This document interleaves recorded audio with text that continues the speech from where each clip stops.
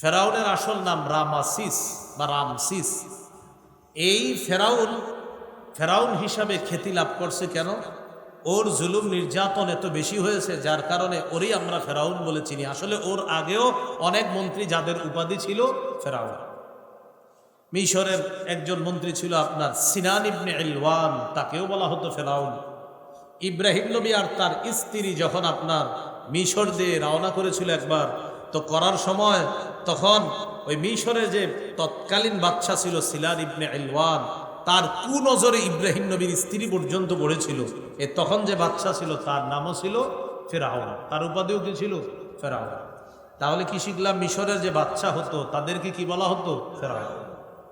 কিন্তু এই ফেরাউনটা বেশি কি হয়েছে? সুখ্যাতি লাভ করছে, এই জন্য ফেরাউন বলতে একজনের ছিল। যেমন পৃথিবীতে অনেক মহিলাই খারাপ ছিল, এর মধ্যে কিছু মহিলা এত খারাপ কাজ করছে যারা এখন আমরা লেডি ফেরাউন হিসাবে চিনি। তো এই জন্য এরকম আছে কিছু মানুষ সুখ্যাতি লাভ করে বা আপনার কুখ্যাতি লাভ করে। তো কুখ্যাতি লাভ করার কারণে একটা হলো ওই পুরুষ ফেরাউন, আবার বিভিন্ন দেশে আছে আপনার নারী ফেরাউন, এরকম আর কি বিষয়টা। তো যাই হোক, মুসা আলাইহিস সালাতু ওয়াস সালাম নবী হলেন। বনী ইসরাঈল মুসা আলাইহিস সালাতু ওয়াস সালামের অনুসারী, ইমানদার অনুসারী।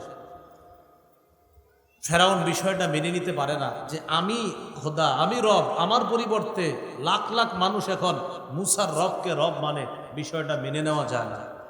ফেরাউনও কিন্তু বুঝতো আসলে মুসার রব আল্লাহ, তিনিই সঠিক, এটা বুঝতো।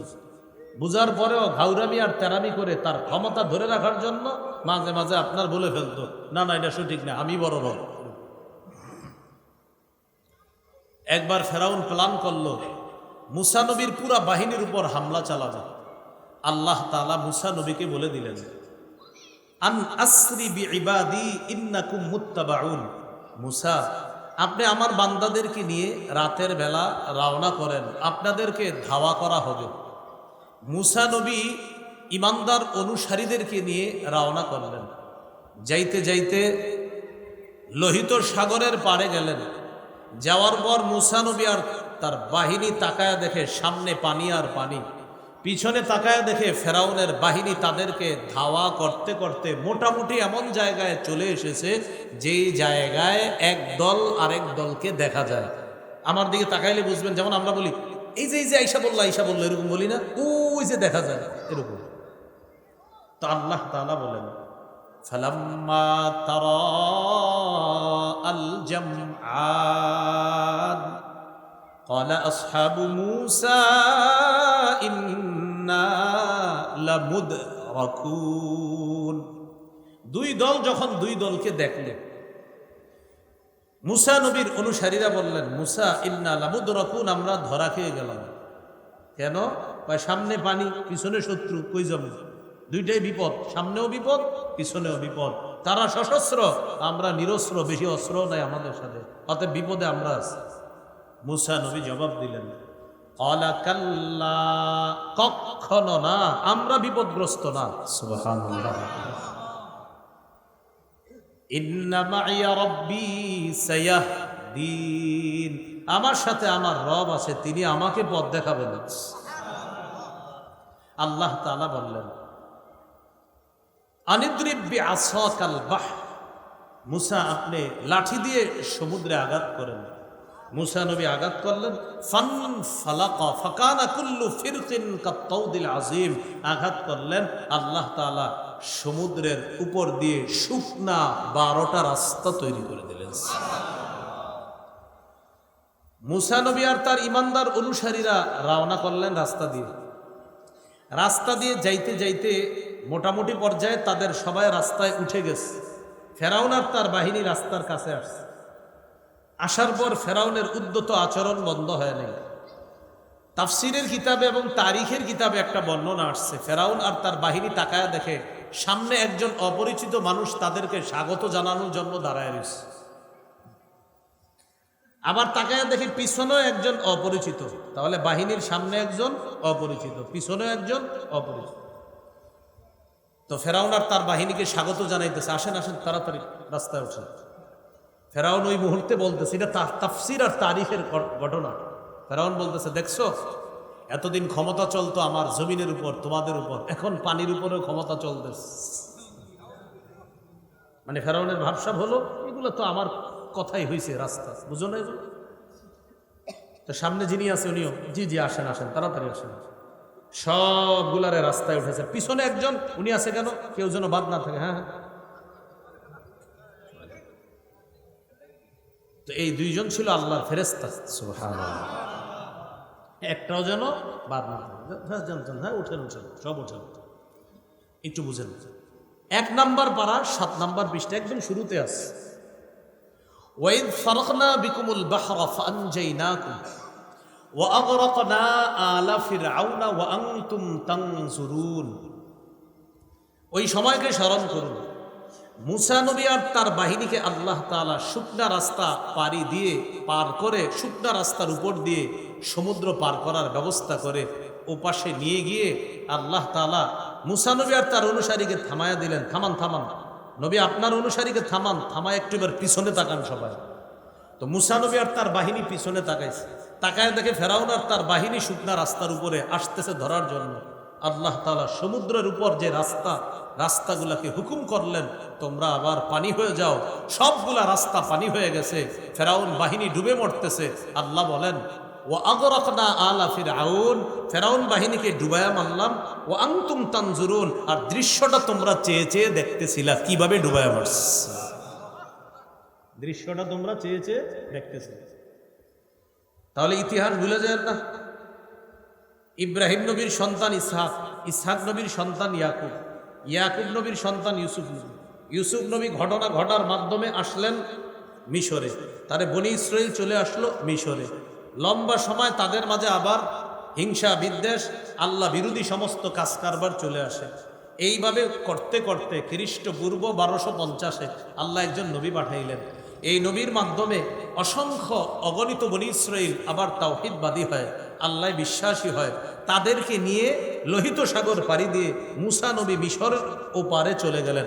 তাহলে কথাটা মাথায় আনেন, মিশর থেকে সমুদ্রের ওপারে চলে গেলেন মুসা নবী আর ইমানদার বাহিনী। বুঝে আসছে তো কথাটা? তাহলে সমুদ্রের এপারে মিশর, সমুদ্রের ওপারে যে গেলেন ওই এলাকার নাম কি? সিরিয়ার এলাকাটার নাম হলো সিনাই। বলেন কি নাম? মাশাআল্লাহ, বলেন কি নাম? সিনাই। এলাকা তো বিশাল, বাংলাদেশ তো, বাংলাদেশের কত এলাকা আছে না এরকম। তো সিনাই এলাকাটার নাম কি? সিনাই এলাকা থেকে ফিলিস্তিন একদম কাছ। মুসা নবী তার ইমানদার বাহিনীদেরকে বললেন চলো না আমরা একটা কাজ করি। কি কাজ?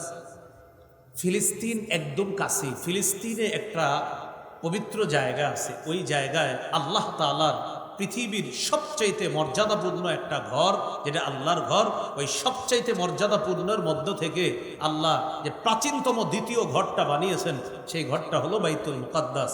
এই ঘরটা ফিলিস্তিনে আছে। পৃথিবীর সবচেয়ে প্রাচীনতম কততম ঘর আল্লাহর? এটা দ্বিতীয়। প্রথম কোনটা? হারাম মক্কা, আর দ্বিতীয় কোনটা? বাইতুল মুকাদ্দাস। সহিহ বুখারীর বর্ণনা 3366 নম্বর হাদিস, 3366, 3366। আবু যর গিফারি রাদিয়াল্লাহু তাআলা আনহু রাসূলুল্লাহ সাল্লাল্লাহু আলাইহি সাল্লামকে জিজ্ঞাসা করলেন আইয়ু মাসজিদিন উদিআ ফিল আরদি আউয়াল, হুজুর পৃথিবীতে সর্বপ্রথম কোন মসজিদটি নির্মাণ করা হয়েছে? রাসূলুল্লাহ সাল্লাল্লাহু আলাইহি সাল্লাম বললেন আল মসজিদুল হারাম, মসজিদে হারাম। সাহাবী প্রশ্ন করলেন হুজুর এরপর কোনটা? নবীজি বললেন এরপর বাইতুল মাকদিস, এরপর হলো বাইতুল মুকাদ্দাস যে মসজিদটা এটা। সাহাবী প্রশ্ন করলেন কাম বাইনাহুমা, হুজুর দুই মসজিদ যে আল্লাহ বানিয়েছেন, এই দুই মসজিদ আল্লাহ নির্মাণ করালেন ফেরেশতাদের মাধ্যমে, এই দুই মসজিদের মাঝে ব্যবধান ছিল কতদিন? তখন রাসূল সাল্লাল্লাহু আলাইহি সাল্লাম বললেন দুই মসজিদের মাঝে ব্যবধান হলো 40 সানা, 40 বছরের ব্যবধান। তাহলে বলেন তো পৃথিবীর সবচেয়ে প্রাচীনতম প্রথম মসজিদ আর দ্বিতীয় মসজিদের মাঝে ব্যবধান ছিল কয় বছর? 40 বছর। মুসা নবী বললেন আল্লাহর ঘরটা মূর্তি পূজারীদের দখলে, পৌত্তলিকদের দখলে, চলো না আমরা জিহাদের মাধ্যমে আল্লাহর ঘরটা উদ্ধার করে সেখানে তাওহীদের ঘোষণা করি। সুবহানাল্লাহ। মুসা নবী এই কথা বলার পর বনি ইসরাইল রাজি হয়েছে। সিনাই এলাকা থেকে মুসা নবী তাদেরকে নিয়ে প্রবেশ করলেন ফিলিস্তিনে। সুবহানাল্লাহ। এই বনি ইসরাইল ফিলিস্তিনে প্রবেশ করলেন, এই বনি ইসরাইল ফিলিস্তিনে প্রবেশ করলেন। ফিলিস্তিনে বনি ইসরাইল এখন প্রবেশ করার আগে ইতিহাসে আরো মানে আপনার এই যে প্রবেশ করলো এর আগে ইতিহাসে আপনার পাওয়া যাইতেছে প্রায় 2000 বছর অন্যরা বসবাস করছে। কয় হাজার বছর? প্রায় প্রায়। এর পরে বনি ইসরাইল প্রবেশ করলো। প্রবেশ করার পরেও এখনো ঢুকে নাই মূল শহরে। প্রবেশ করার পর মূল শহরের একটা দেয়াল আছে, এটা একটা দেয়াল, মূল শহরের দেয়াল। দেয়ালের সামনে মুসা নবী আর তার অনুসারী গেছে। দেয়ালের উপরে হলো আল কুদস শহর, যেই শহরটার জন্য ইহুদিরা পুরা একদম করে আছে। ওই শহরটা এখন এই শহরের প্রাচীরের সামনে গিয়ে মুসা নবী বললেন যে আয়াতটা আপনাদের সামনে আমি তেলাওয়াত করছি খুতবায়, সূরা মাইদার 21 নম্বর আয়াত। ইয়া কওমি দুখুল আরদাল মুকদ্দাসাতাল্লাতী কাতাবাল্লাহু লাকুম ওয়া লা তারতাদ্দু আলা আদবারিকুম ওয়া লা তারতাদ্দু আলা আদবারিকুম ফাতানকালিবু খাসিরিন। হে আমার সম্প্রদায়, তোমরা পবিত্র ভূমিতে প্রবেশ করো। যদি তোমরা প্রবেশ না করে পিছনে ফিরে যাও তাহলে তোমরা উল্টে গিয়ে ক্ষতিগ্রস্ত হবা। এই কথা মুসা নবী বলে দিলেন। হেরা জবাবে কি বলল? ক্বালু ইয়া মূসা ইন্না লান নাদখুলাহা হাত্তা ইয়াখরুজু মিনহা। ক্বালু ইন্না লান নাদখুলাহা হাত্তা ইয়াখরুজু মিনহা ফাইন ইয়াখরুজু মিনহা ফাইন্না দাখিলুন। বনি ইসরাইল বলল লান নাদখুলাহা, মূসা আমরা জানি না, আমরা সেখানে প্রবেশ করব না যতক্ষণ সেখানে যারা আছে এরা প্রবেশ না করবে, যতক্ষণ ভিতরে যারা আছে এরা যতক্ষণ বের না হবে আমরা ভিতরে যাব না। মূসা নবী বললেন তোমরা তো আনছি এদের সাথে জিহাদ করার জন্য, তো এরা বের হবে কেমনে জিহাদ না করলে? তখন বনি ইসরাইল জবাব দিল আপনার কি? ইন্না ফিহা কওমান জাব্বারিন, এখানে প্রতাপশালী এক জাতি আছে। ইন্না লান নাদখুলাহা, আমরা কিছুতেই ভিতরে যাব না। হাত্তা ইয়াখরুজু মিনহা, যতক্ষণ তারা বের না হবে। ফাই ইয়াখরুজু মিনহা, যদি বের হয় ফাইন্না দাখিলুন, তাহলে প্রবেশ করব। এই কথা বলার পর মূসা নবী বুঝাইলেন চলো। তখন তারা আবার জবাব দিল ক্বালু ইয়া মূসা ইন্না লান নাদখুলাহা আবাদাম মা দামু ফিহা ফাযহাব আনতা ওয়া রাব্বুকা ফাকাতিলা ইন্না হাহুনা কাঈদুন। 6 পৃষ্ঠার একদম শুরুর লাইনটা। মূসা, যতক্ষণ তারা ভিতরে আছে ততক্ষণ আমরা যাব না। তোমার যদি জেহাদ করতে মন চায় তুমি আর তোমার রব আল্লাহ গিয়ে জেহাদ করো। জেহাদে বিজয় অর্জন করার পর আমগরে বলবা, আমরা নিরাপদে ভিতরে যাব। কে বললো এটা? বনি। প্রথমে কিন্তু রাজি হয়েছিল, পরে দেয়ালের কাছে গিয়ে বলে ভিতরে প্রতাপশালী জাতি আছে, আমরা এদের সাথে লড়াই করব না। মূসা নবী অনেক বুঝাইলেন, বুঝানোর পর বললেন তোমার যদি একান্ত জেহাদ করতে হয় তুমি আর তোমার রব গিয়ে জেহাদ করো, যখন বিজয় অর্জন করবা আমাদেরকে বলবা, আমরা ভিতরে চলে আসবো। আল্লাহ রাগ করলেন তাদের উপর। রাগ করে আল্লাহ তাদেরকে ওই এলাকায় ঘুরাইতে লাগলেন উদ্ভ্রান্তের মতো। এলাকাটার নাম তিহ। কি নাম? তয় দীর্ঘিকার হ, তয় দীর্ঘিকার হ কি তিহ। এই এলাকায় ঘুরাইতে লাগলেন। মনে করেন আমরা এই মাঠে আছি, মাঠ থেকে বাইর হয়ে যাই দেখি আবার ওইখানে আছে। ওই তিহ নামক মাঠে এরা ঘুরতে লাগলো, বারবার মাঠের বাহিরে যায়, গিয়ে দেখে আবার ওখানে আছে। আল্লাহ এদেরকে ওখানে ঘুরাইতে লাগলেন। কেন? ওই যে যায় নাই ভিতরে। মূসা নবী সেখানে ইন্তেকাল করলেন।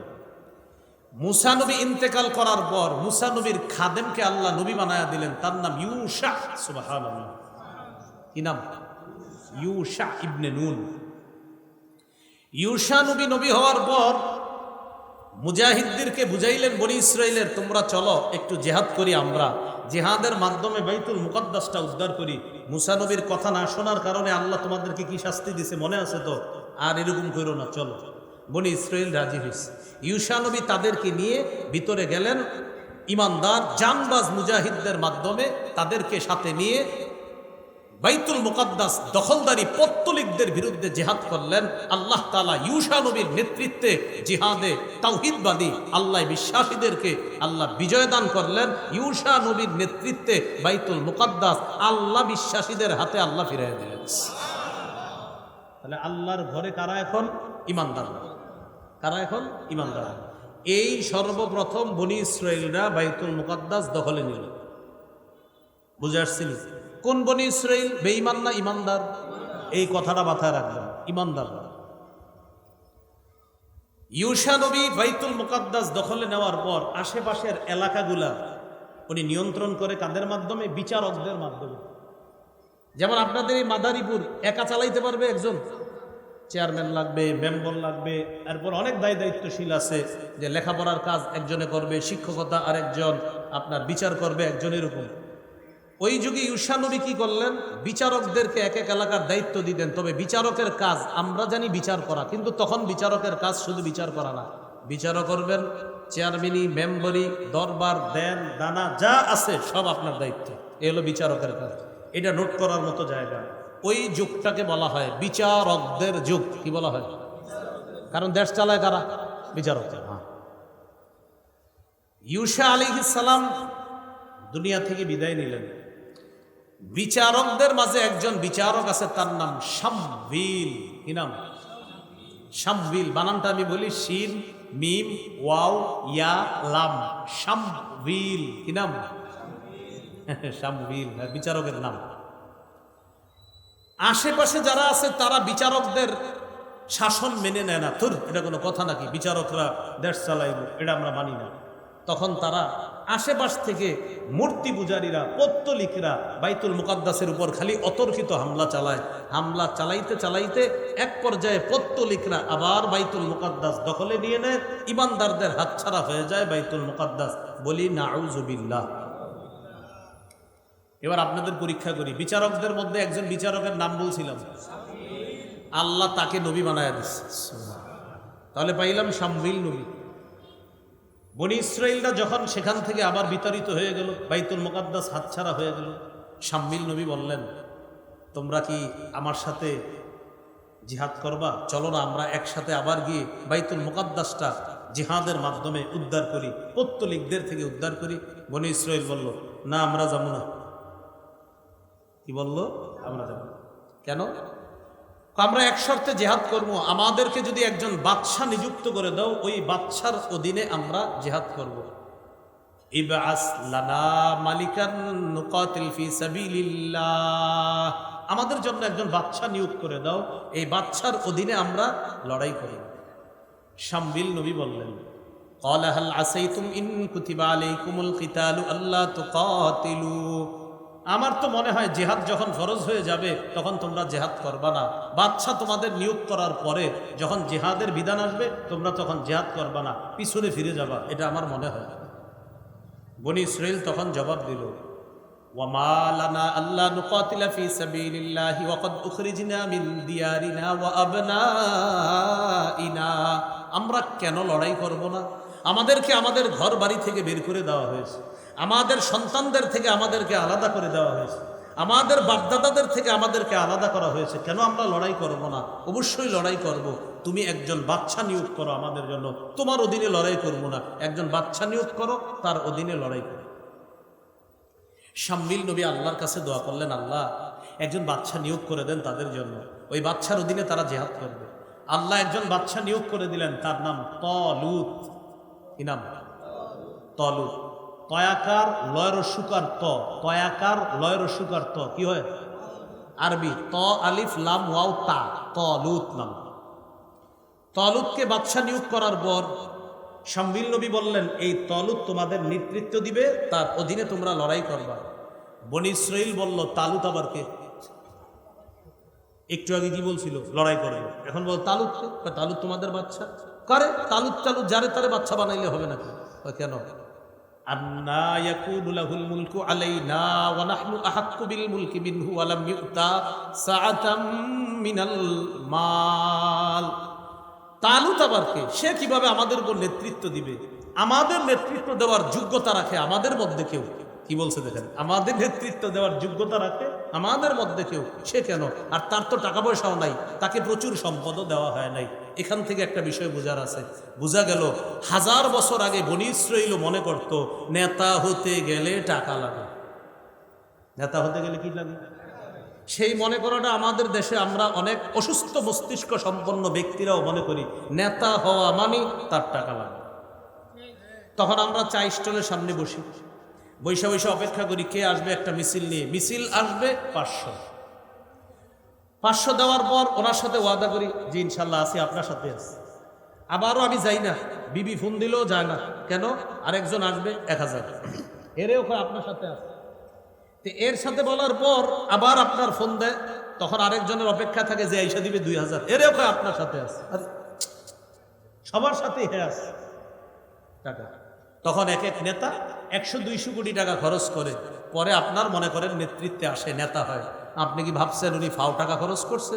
ওনার এই 100 কোটি খরচ করে থাকলে উনি এখন 500 কোটি উঠানোর চেষ্টা করবে, তখন আমাকে আপনাকে রডের পরিবর্তে বাঁশ দিবে।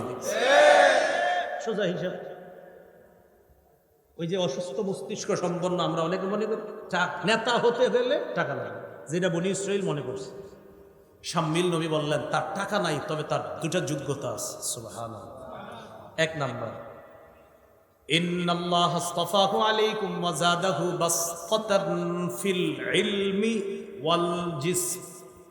আল্লাহ তাকে নির্বাচন করেছেন। 1 নাম্বার যোগ্যতা, আল্লাহ তাকে সিনা ভর্তি বিদ্যা দান করছে। এই বিদ্যার কারণে তার মাঝে তাকওয়া আছে, তাকওয়া থাকার কারণে তার মাঝে ইনসাফ আছে, আমানত আছে। আর যার মাঝে আমানতদারিতা আছে সে কোনোদিন জনগণকে ধোঁকা দিবে না। এলে 1 নাম্বার। তাহলে নেতৃত্বের একটা গুণ হলো তাকওয়া, ইনসাফ থাকা, আমানতদারিতা থাকা, না টাকা থাকা, আমানতদারিতা, ইনসাফ। ওই যে এলমে দিন থাকা, কোরআন সুন্নাহর এলেম থাকা।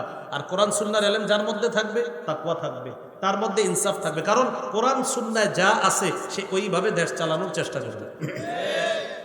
2 নাম্বার, ওয়াল জিসমি, তিনি শারীরিকভাবে অনেক শক্তিশালী। তোমরা না জেহাদ করবা, জেহাদে দরকার শক্তির, আর ওনার এই শক্তি আছে। অতএব তার এই 2 যোগ্যতার কারণে সেই তোমাদের নেতৃত্ব দিবে।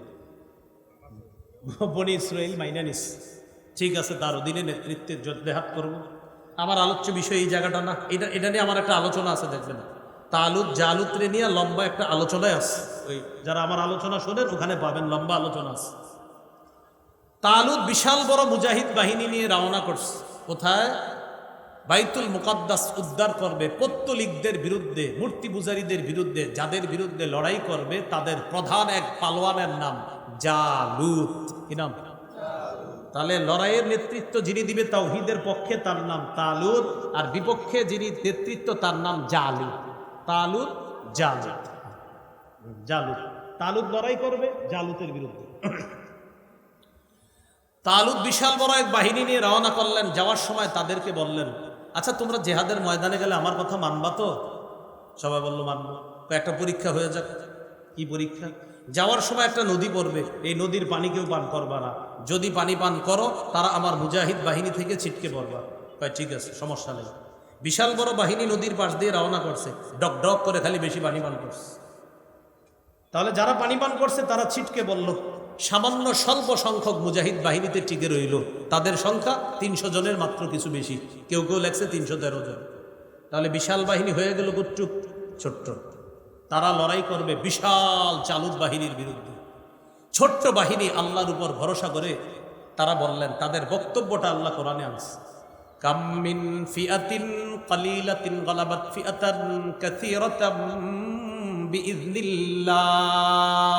কত ছোট বাহিনী আছে যারা আল্লাহর হুকুমে বড় বাহিনীকে হারায়া দেয়। আমরা ছোট বাহিনী তো কি হয়েছে, আল্লাহর হুকুমে ইনশাআল্লাহ আমরাই বিজয় লাভ করব। ছোট্ট বাহিনী লড়াইয়ে নেমে গেল জালুতের বিরুদ্ধে।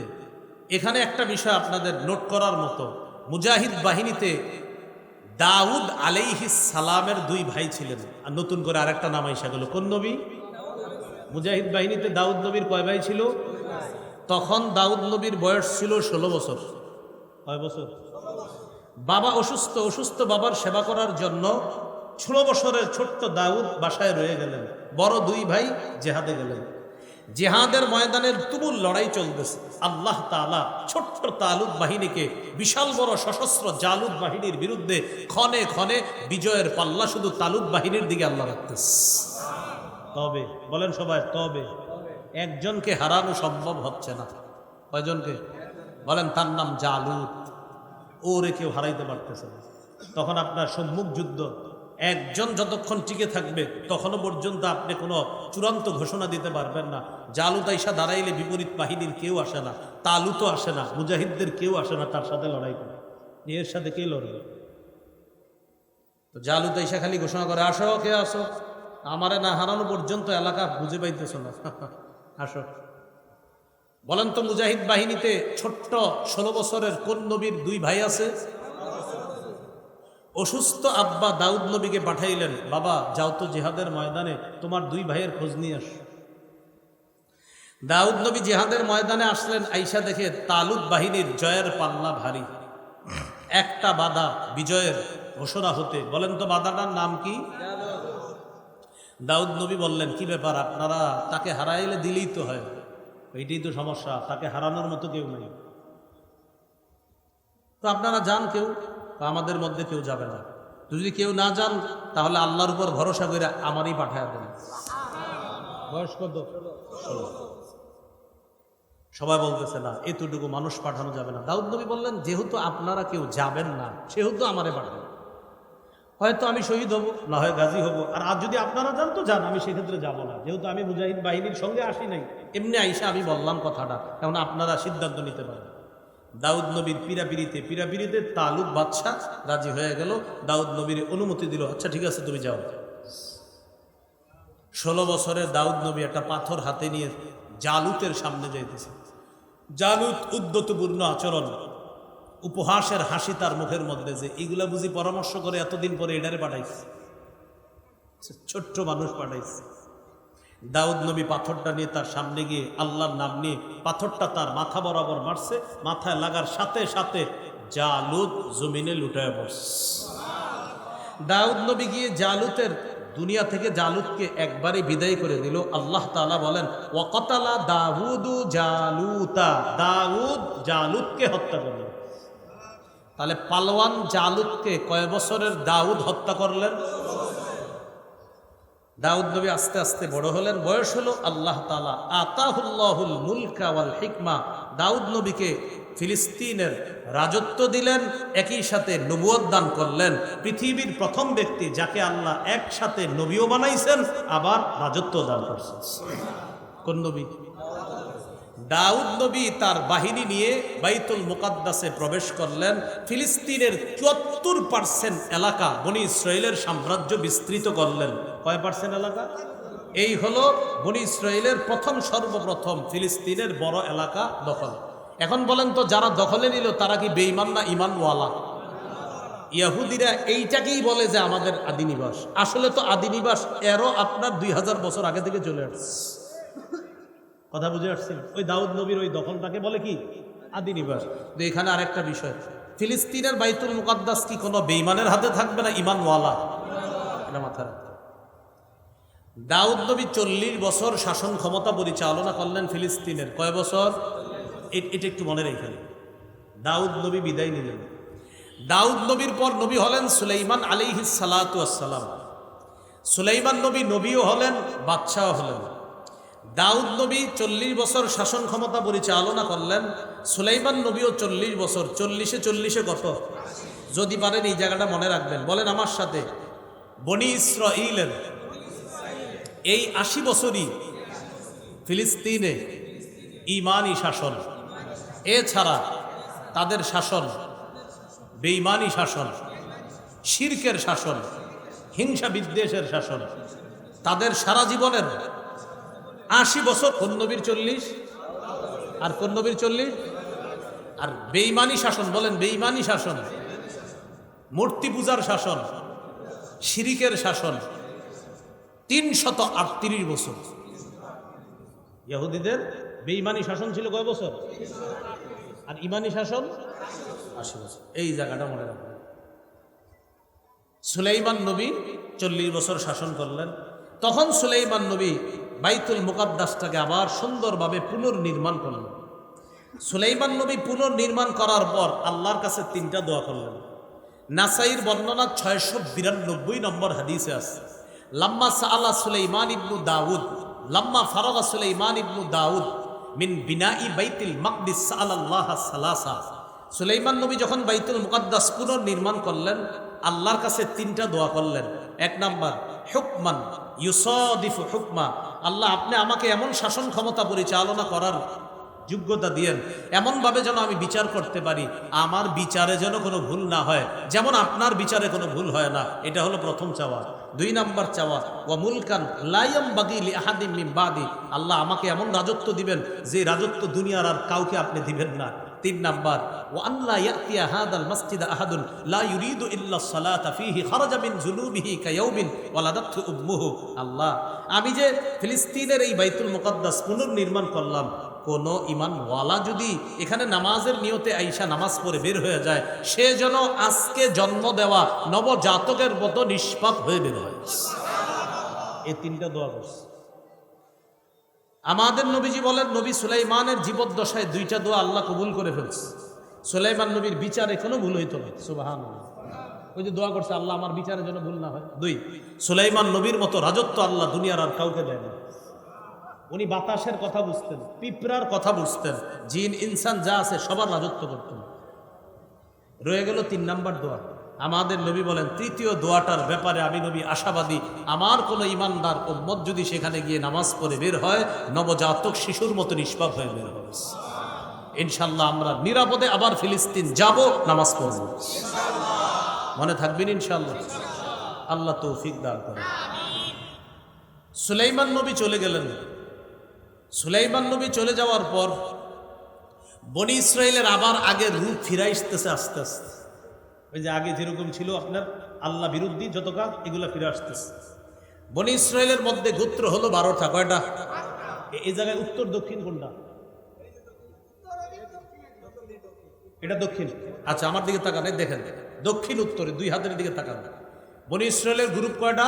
12টা। 10 গ্রুপ মিলে এক দল হলো, আর 2 গ্রুপ মিলে এক দল হলো।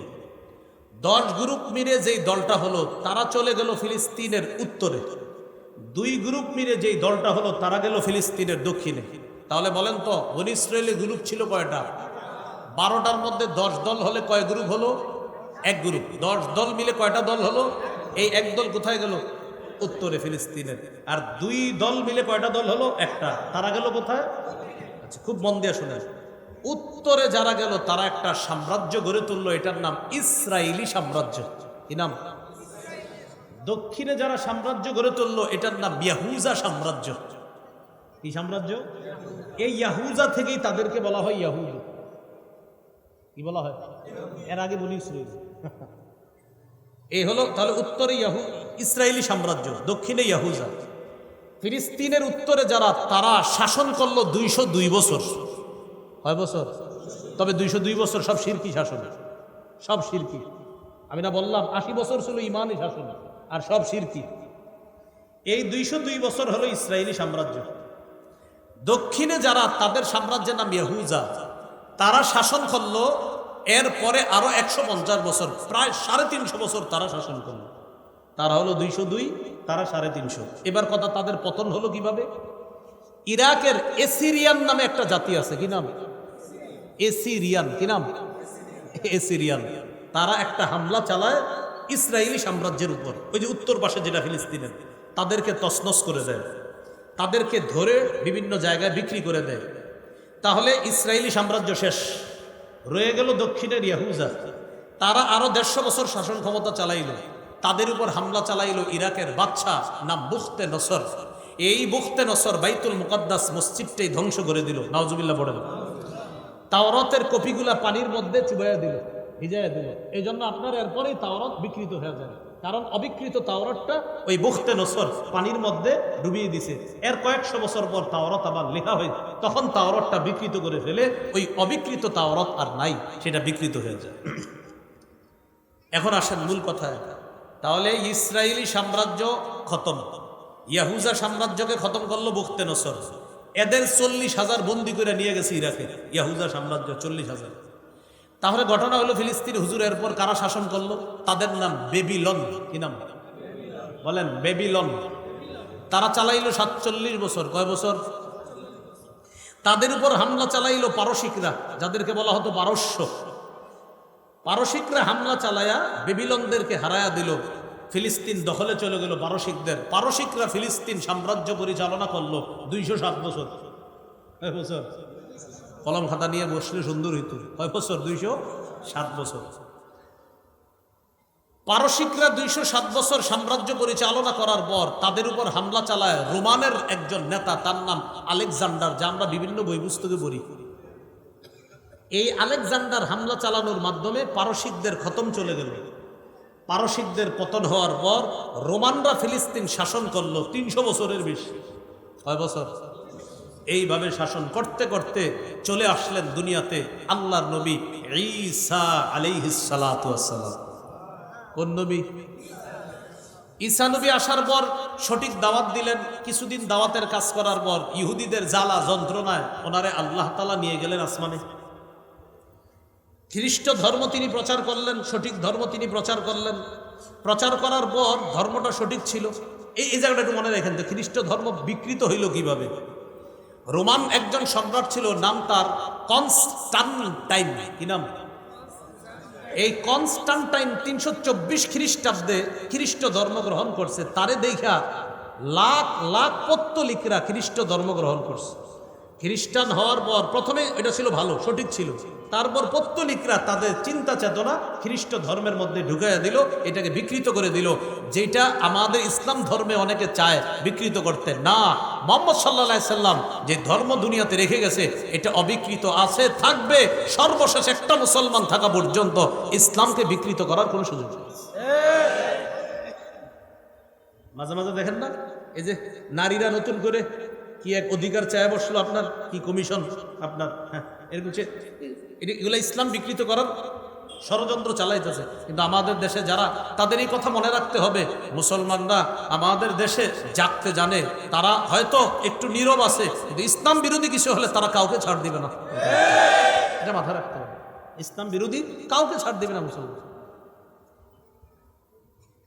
কোথায় জানি আসলাম? ঈসা নবীর পরে তো এই যে খ্রিস্ট ধর্ম বিকৃত হয়ে গেল। এইভাবে আস্তে আস্তে আস্তে আস্তে 570 খ্রিস্টাব্দ, কত? সুবহানাল্লাহ বলেন। 570 খ্রিস্টাব্দে আল্লাহ তাআলা পৃথিবীর শ্রেষ্ঠ, এই জগতের শ্রেষ্ঠ, ওই জগতের শ্রেষ্ঠ, আসমান জমিনের শ্রেষ্ঠ আমাদের নবী, প্রিয় নবী, প্রাণের নবী, দিলের নবী, মায়ার নবী, আখিরি নবী, শ্রেষ্ঠ নবী মুহাম্মদুর রাসূলুল্লাহ সাল্লাল্লাহু আলাইহি সাল্লামকে দুনিয়াতে পাঠালেন। সুবহানাল্লাহ। 570 খ্রিস্টাব্দে তিনি আসলেন। 609 খ্রিস্টাব্দে আল্লাহ তার নবুয়তের প্রকাশ ঘটাইলেন। 13 বছর নবী আর সাহাবায়ে কেরাম নির্যাতনের শিকার হলেন। মক্কা থেকে হিজরত করে চলে গেলেন মদিনায়। মদিনায় গিয়ে নবীজি বললেন, সাতাকুনু হিজরাতুন বাদা হিজরাতিন, শোনো, আমরা যে হিজরত করলাম এটার পরে আরেকটা হিজরত হবে। সাহাবীরা বললেন, হুজুর সেটা আবার কোন হিজরত? নবী বললেন, হ্যাঁ, ওই হিজরতটা পৃথিবীর মধ্যে যারা থাকবে, খিয়ারু আহলিল আরদি আলজামুহুম মুহাজারা ইব্রাহিম আলাইহিস সালাম, এই হিজরতটা শেষ জামানায় হবে, তখন হিজরতটা হবে শ্রেষ্ঠ হিজরত। হুজুর এটা কোনটা? নবী বলেন, যারা হিজরত করে ইব্রাহিম নবীর হিজরতের জায়গায় যাবে সেটা হবে শ্রেষ্ঠ হিজরত। অর্থাৎ হিজরত করে যারা ফিলিস্তিন যাবে সেটাকে আল্লাহর রাসূল শ্রেষ্ঠ হিজরত বলে ঘোষণা করলেন। নবী বললেন, মদিনায় যে হিজরত করলাম এটার পরে আরেকটা হিজরত হবে, সেটা কোনটা? সেটা হলো এমন একটা হিজরত যেটা হবে কিয়ামতের আগে। সাহাবীরা বললেন, হুজুর কোথায়? নবী বললেন, পৃথিবীর শ্রেষ্ঠ হবে তারা যারা হিজরত করে ইব্রাহিম নবীর হিজরতের জায়গায় যাবে, তারা হবে শ্রেষ্ঠ। তো ইব্রাহিম নবী খ্রিস্টপূর্ব 1900 সনে, আমি বলছি আপনাদেরকে, ইরাক থেকে হিজরত করে কোথায় গেছে? মানে তখন গিয়েছিলেন সিরিয়া, আর ফিলিস্তিন তখন সিরিয়ার অঞ্চল ছিল, সব ছিল সিরিয়ার মধ্যে, পরে আস্তে আস্তে ভাগ হয়েছে। আমাদের নবী প্রায় সময় ফিলিস্তিন নিয়ে কথা বলতেন মদিনায় থাকা অবস্থায়। নবীজি 8ম হিজরিতে একটা চিঠি পাঠাইলেন ফিলিস্তিনের সুরাহবিল ইবনে আমর আল গাসসানির কাছে, শাসক যে, তার কাছে। সে কি করলো? নবী যার মাধ্যমে চিঠি পাঠাইছে তারে হত্যা করছে। নাউজুবিল্লাহ। নবী খুব কষ্ট পাইলেন বিষয়টা।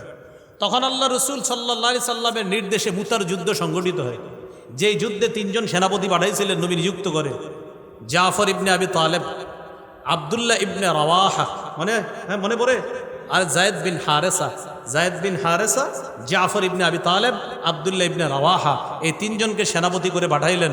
তুমি শহীদ হলে তিনি, সে শহীদ হলে সে শহীদ হলে মুসলমান যাকে নেতা বানাবে। পরে খালিদ ইবনে ওয়ালিদকে নেতৃত্ব দিয়েছিলেন মুসলমানরা। আল্লাহ খালিদ ইবনে ওয়ালিদের হাতে মুতার প্রান্তরে মুসলমানদেরকে বিজয় দান করছে। নবী ফিলিস্তিন নিয়ে খুব কথা বলতেন। ইন্তেকালের 1 মাস আগে, বলেন কয় মাস আগে, উসামা ইবনে যায়েদ রাদিয়াল্লাহু তাআলা আনহুর নেতৃত্বে একটা বাহিনী নবী ফিলিস্তিন পাঠানোর জন্য চিন্তা করতেছে, পাঠাবো করতে করতে আল্লাহ রাসূল ইন্তেকাল করছে। নিয়তটা করছিল কয় মাস আগে ইন্তেকালে? 1 মাস। এই করতে করতে নবী ইন্তেকাল করছে সাল্লাল্লাহু আলাইহি ওয়াসাল্লাম। নবীজির পরে প্রথম খলিফা কে হলেন? তিনিও ফিলিস্তিন নিয়ে খুব চিন্তিত ছিলেন, কথা বলতেন। 633 খ্রিস্টাব্দ, কত? 14ই জুন। কত জুন? আবু বকর সিদ্দিক রাদিয়াল্লাহু তাআলা আনহু একটা মিটিংয়ের আয়োজন করলেন। মিটিংয়ে ফিলিস্তিনকে সর্বাধিক গুরুত্ব দিয়ে তিনি আলোচনা করলেন, ফিলিস্তিন আমি বাহিনী পাঠাবো। আল্লাহ রসুলের মনের আশা ছিল, এজন্য আমি বাহিনী পাঠাবো। এই করতে করতে আবু বকর সিদ্দিক খুব আগ্রহ প্রকাশ করলেন, তবে বাহিনী পাঠানোর আগে তিনিও ইন্তেকাল করলেন। তার খেলাফত ছিল 2 বছর 6 মাস। তিনি বিদায় নিলেন। খলিফা হলেন কে? আপনারাই বলেন। ওমর ফারুক রাদিয়াল্লাহু তাআলা আনহু সর্বাধিক গুরুত্ব দিয়ে একটা বাহিনী পাঠায়া দিলেন ফিলিস্তিন। সুবহানাল্লাহ। 16 হিজরিতে আল্লাহ তাআলা মুসলমানদের হাতে ফিলিস্তিনকে, এই ফিলিস্তিনের বিজয় আল্লাহ আমাদের নবীর সাহাবীদের হাতে দিয়ে দিলেন। সর্বপ্রথম সিরিয়া ওই অঞ্চলের গভর্নর হলেন যিনি, তার নাম আবু উবাইদা ইবনুল জাররাহ। তিনি মহামারীতে ইন্তেকাল করলেন। তারপর গভর্নর হলেন মুআজ ইবনে জাবাল, তিনিও মহামারীতে ইন্তেকাল করলেন। তারপরে গভর্নর হলেন ইয়াজিদ ইবনে আবি সুফিয়ান রাদিয়াল্লাহু তাআলা। এটা কিন্তু ওই জালেম ইয়াজিদ না, এটা আরেক ইয়াজিদ, ইয়াজিদ ইবনে আবি সুফিয়ান রাদিয়াল্লাহু তাআলা। তিনিও মহামারীতে ইন্তেকাল হওয়ার পর গভর্নর হলেন আমিরে মুআবিয়া রাদিয়াল্লাহু তাআলা। আমিরে মুআবিয়া রাদিয়াল্লাহু তাআলা গভর্নর হওয়ার পর 19 হিজরিতে গোটা ফিলিস্তিন মুসলমানের হাতে আল্লাহ দিয়েছে। এই মুসলমানের হাতে ফিলিস্তিন চলে আসে। ওসমান গনি রাদিয়াল্লাহু তাআলা আনহুর খেলাফতে জানেন আপনারা ফিতনা দেখা দিল। ওই সময় উমাইয়া যারা, তাদের হাতে যখন আস্তে আস্তে ফিলিস্তিনের শাসন আসলো, উমাইয়া যারা ফিলিস্তিনের শাসন করলেন, যেটা আমিরে মুআবিয়ার মাধ্যমে খুব আপনার খ্যাতি লাভ করেছিলেন, হাজার হাজার লাখ লাখ মাইল অঞ্চল আল্লাহ মুসলমানদের অধীনে নিয়ে এসেছিলেন। এই উমাইয়ারা ফিলিস্তিন শাসন করলো 132 বছর। এরপর আব্বাসীরা শাসন করলো প্রায় 656। আব্বাসী শাসন 2 ভাগে ভাগ হয়, একটা সোনালী যুগ আর একটা দুর্বল যুগ। সোনালী যুগে ভালো ভালো অবস্থা ছিল মুসলমানের, তবে দুর্বল যুগে আস্তে আস্তে ফিলিস্তিনের মধ্যে আবার একটু দুর্বলতা দেখা দেয়। সেই দুর্বলতায় এক পর্যায়ে রূপান্তরিত হয়, বাইতুল মুকাদ্দাস আবার অন্যদের হাতে চলে যায়। এইভাবে তখন একটা শুরু হয় ক্রুসেড, যেটাকে আমরা জানি, এই ক্রুসেড যুদ্ধ শুরু হয়। এটা যখন আস্তে আস্তে শুরু হলো, 1 বার 2 বার 3 বার 4 বার 5 বার অনেকবার তারা আক্রমণ করলো। তখন আল্লাহ তাআলা একজন ব্যক্তিকে পৃথিবীতে পাঠাইলেন, মাশাআল্লাহ, তার নাম সালাউদ্দিন আইয়ুবী রহমাতুল্লাহি আলাইহি। এই সালাউদ্দিন আইয়ুবী রহমাতুল্লাহি আলাইহির মাধ্যমে আল্লাহ তাআলা আবার বাইতুল মুকাদ্দাস উদ্ধার করলেন। এইভাবে বারবার বাইতুল মুকাদ্দাস উদ্ধার হয়, আবার যায়, হয় আবার যায়। এইভাবে করতে করতে বাকি হিস্ট্রিটা আমি আর বলছি না। এই জায়গায় হিটলারের একটা যুগ আসে। কার যুগ? হিটলার হাজার হাজার ইহুদি হত্যা করছে, কিছু রাইখা দিছে পৃথিবীবাসীকে দেখানোর জন্য। এইভাবে করতে করতে 1917, বলেন কত? তখন ফিলিস্তিনে ইহুদিদের সংখ্যা মাত্র 8%। বলেন তো 1917তে ফিলিস্তিনি ইহুদির সংখ্যা কত? 8। বলেন কত? তখন ফিলিস্তিনের ইহুদিরা একটা চিন্তা করলো কি, আমরা সারা দুনিয়ার ইহুদিদেরকে এখানে একত্রিত করব। খুব বুঝের এই জায়গাটা করার পর বাইতুল মুকাদ্দাস আমরা দখল করব। করার পর বাইতুল মুকাদ্দাস থেকে মদিনা পর্যন্ত বিশাল এলাকা আমরা সাম্রাজ্য বানাবো। এই সাম্রাজ্যের মধ্যে থাইকা গোটা দুনিয়া আমরা শাসন করব। তারা এই থিওরির নাম দিল গ্রেটার ইসরায়েল। আর তাদের এই যে একটা দুর্বিসন্ধি, এটাকে আরবিতে বলা হয় সাইহনিয়া। ইংরেজিতে বলা হয় জায়োনিজম, এজন্য এদেরকে বলা হয় জায়নবাদী। এরা চায় ক্ষমতা তাদের থাকবে, গোটা বিশ্ব তারা শাসন করবে। ইহুদিদের এই চিন্তা চেতনা। মাত্র কয় পার্সেন্ট ইহুদি? চিন্তা করে। তখন তারা কি করলো? তারা বললো এক কাজ করি, ফিলিস্তিনি মুসলমানদের কাছ থেকে কম দামি জমি বেশি দামে কিনবি। আপনারা এই জায়গায় যারা আছেন, কম দামি জমি যেটা 1 লাখ টাকা করে মূল্য, কেউ যদি বলে আপনার 20 লাখ দিমু, আপনি কইবেন ভাই আপনার বাড়িতে গিয়ে আমি জমি লিখে দিয়ে আসবো। কম দামি জমি বেশি দামি। ইহুদিরা ফিলিস্তিনের মুসলমানদের কাছ থেকে কম দামি জমি বেশি দামে কিনতে লাগলো। ভারত উপমহাদেশের আলেমরা ফতুয়া দিলেন, আপনারা ইহুদিদের কাছে জমি বিক্রি করবেন না। কেন? কেন যেন তাদের কোনো উদ্দেশ্য ভালো মনে হচ্ছে না। বাস্তবতাও তাই। ওলামায়ে কেরাম ঠিকই বুঝে, এই জন্য ওলামায়ে কেরাম যেটা বুঝে ওই বুঝটা মাইনা নিয়ে নামনের মনে হবে তোর হুজুররা এটা কি কয়, হুজুর যেটা কয় এটা 10 বছর পরে বুঝবেন যে এটাই সঠিক। তখন যেমন আমাদের দেশে একটা শ্রেণী মুরব্বী আলেমদেরকে মানতে চায় না। মানে মুরব্বীদের কথা আমরা যারা ইয়াং, আমাদের কেমন জানি লাগে, থুর মুরব্বী কি বলে। মুরব্বী যেটা বলে উনি আগামী 10 বছর মাথায় রেখে কথা বলে, আর আমি আমনে শুধু জোশে কথা বলি। মনে রাখতে হবে। ইহুদিরা ফিলিস্তিনিদের কাছ থেকে জমি কিনতে কিনতে তাদের অঞ্চল বাড়াইতে লাগলো। 1917-তে ছিল মাত্র কয় পার্সেন্ট ইহুদি? 1948-এ গিয়ে হয়ে গেল 38%। মাত্র কয়েক বছরে 30% ইহুদি বেড়ে গেল। 1917 থেকে 48 কয় বছর হয়? যদি 20 থেকে 48 হয় কয় বছর? আপনার 28 আর 3 31 বছর। 31 বছরে কয় পার্সেন্ট বাড়াইলো? 30% বাড়ায় ফেললো। মানে 8% হয়ে গেল 38%। 1948-এ তারা 38% ইহুদি নিয়ে হঠাৎ বিশাল একটা অঞ্চল তারা ওই যে কিনতে কিনতে দখল করলো। করার পর তারা একটা এলাকার স্বাধীনতা ঘোষণা করে একটা নাম দিল, কি? আমাদের এই দেশের নাম ইসরাইল। কোন নবীর নাম জানি? ইসরাইল।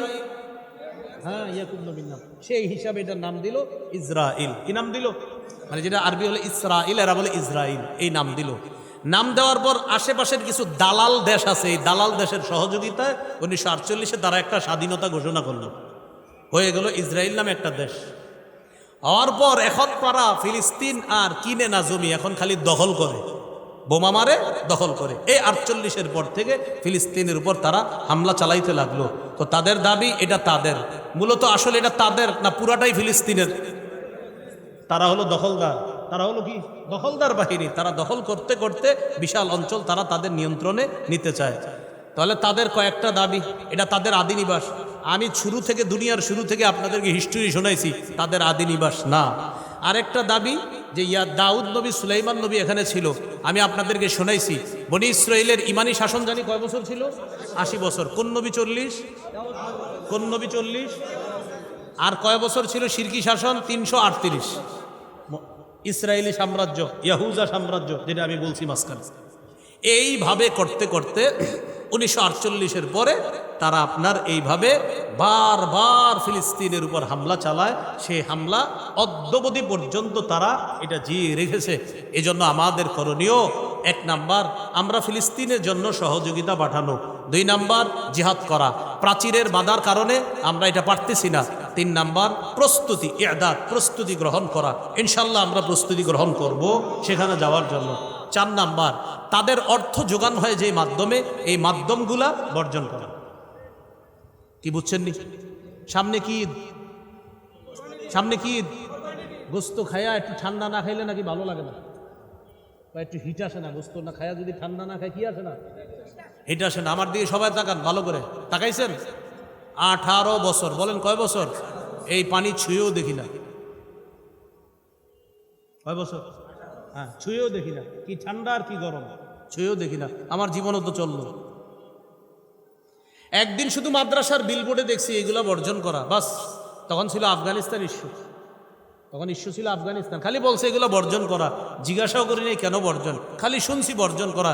নিচে লেখা দারুল উলুম দেওবন্দ, অদ্যাবধি 18 বছর হলো, ছুঁয়ে দেখি না। আলহামদুলিল্লাহ আমার জীবন চলছে। আমি এই জন্য বললাম আপনাদেরকে, এটা চাইলে পারা যায়। 18 বছর হয়ে গেল, ইনশাল্লাহ মরার আগে ছুঁয়ে দেখার কোনো নিয়তি নেই। জানি না কতদিন পারি, ইনশাল্লাহ নিয়ত আছে যে আমি ছুবো না, জানি না পারি কিনা। তো 18 বছর পারলাম, আশা করি মৃত্যু পর্যন্ত পারবো। এটা আপনাদেরকে এই জন্য বললাম যে ওইটা না খাইলে নাকি হিট আসে না, ওইটা না খাইলে হিট আসে না। তো আমার তো ভালোই হিট আসতেছে, শরীর তো ভালোই চলতেছে, বয়ান তো করলাম, কই সমস্যা তো হয়নি। কি বলেন, এগুলো ছাড়া কি চলা যায়? যায়। এই জন্য বয়কট। বাস আপনি ভাববেন আমার এই টাকা দিয়ে আমার ভাইয়ের রক্ত আমি কিনতেছি, এটা মনে করতে হবে। অতএব আমি আমার টাকা দিয়ে আমার ভাইয়ের রক্ত, এটা আমি কিভাবে চষবো, আমার ভাইয়ের রক্ত আমি কিভাবে আমার টাকা দিয়ে খাবো, আমার টাকা দিয়ে এটা মানে আমার ভাইয়ের রক্ত খাইতেছি, মনে থাকবে নি? তাহলে আমার ভাই ফিলিস্তিনে, তারা আমাদের ভাই আমাদের বোন, তাদের পাশে দাঁড়ানো, তাদের পক্ষে থাকা, মনে থাকবে তো ইনশাআল্লাহ? আল্লাহ আমাদের সকলকে আজকে যেই কথাগুলো বললাম কিছু কিছু পয়েন্ট আপনারা মনে রাখলেই হবে ইনশাআল্লাহ। আশা করি অন্যরা আপনাদেরকে অন্তত কিছু জায়গা যদি মনে রাখতে পারেন, আটকাইতে পারেন। যেমন এটা মনে রাখবেন, তাদের দাবি এটা তাদের আদি নিবাস, কথা কি সঠিক না? এটা তাদের দাবি। তাদের দাবি এখানে দাউদ নবী, সুলাইমান নবী ছিল, আমরাও মানি ছিল, তবে ইমানি শাসন ছিল কয় বছর?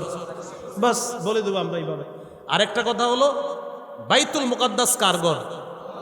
আল্লাহর ঘর। আল্লাহর ঘরে কারা ইবাদত করবে? ইমানদাররা। ইমানদার আল্লাহ বিশ্বাসীরা। আবার বলেন, আল্লাহর ঘরে কারা ইবাদত করবে? আল্লাহ বিশ্বাসীরা। সোজা হিসাব। আল্লাহ আমাদেরকে কথাগুলা যতটুকু বললাম মনে রাখার তৌফিক দান করেন। ফিলিস্তিন ইস্যুতে ওলামায়ে কেরাম যে কোনো সময় যে কোনো জায়গায়, ছোট্ট একটা জায়গায় যদি বলে এখানে আসেন ফিলিস্তিন ইস্যুতে কথা হবে, সেখানেই চলে যাবেন। আল্লাহ আমাদের সকলকে যে কথাগুলো শুনলাম বললাম বুঝে শুনে জুড়ে এই কথাগুলো আমরা গুরুত্ব সহকারে অনুধাবন করে অন্যদেরকে শিখিয়ে দিতে পারি, আল্লাহ তৌফিক দান করেন। সামনে কোরবানির পশুটা কেমন কিনবেন এই বিষয়ে আমার একটা কিতাব আছে, মিম্বরে আমানত। জানেন আপনারা, এটা লম্বা একটা সিরিজ, 1 থেকে 10 খণ্ড। কোরবানির পশুটা কেমন হবে এটা 10 নম্বর খণ্ডে, এটার লম্বা আলোচনা। পশু যারা কিনবেন, কিনার আগে 10 নম্বর খণ্ডটা একটু পড়বেন, ওখানে দেওয়া আছে শিং কেমন হবে, হাত পা কান নখ চোখ এগুলা কেমন হবে, কালারটা কেমন হবে, 10 নম্বর খণ্ডে আলোচনা আছে। যাদের প্রয়োজন হয় গাড়ির কাঁচ না ভেঙে গাড়ি থেকে সংগ্রহ করতে পারেন, এখানে কম দামে আপনারা এখানে হয়তো কিছু কম দামে পাবেন, অনলাইনে একটু বেশি দাম নেয় এরা, তো এরা এখানে নিয়ে আসছে, এরা হয়তো কিছু কম দাম রাখবে। 10 খণ্ড যদি পারেন 10টা খণ্ডই সংগ্রহ করেন। প্রথম খণ্ড সন্তানের 64টা অধিকার, আমি বলি প্রথম খণ্ড জামাইবু পুরো মুখস্থ করে ফেলবেন। দ্বিতীয় খণ্ড শিরিক বেদাত, তৃতীয় খণ্ড হালাল হারাম, চতুর্থ খণ্ড স্বামী স্ত্রীর অধিকার, পঞ্চম খণ্ড লা ইলাহা ইল্লাল্লাহর ব্যাখ্যা, ষষ্ঠ খণ্ড নামাজ, সপ্তম অষ্টম খণ্ড মাসালা, নামাজ নাপাক পাকের মাসালা, নবম খণ্ড জাকাত, রমজান, পাপ, ঈদ ইত্যাদি সম্পর্কে, দশম খণ্ড রমজান পরবর্তী করণীয়, হজ, কোরবানি, মুহররম মাস, সফর মাস। এই হলো 10 খণ্ড। যাদের প্রয়োজন সংগ্রহ করতে পারেন। আমিন ওয়া আখিরু দাওয়ানা।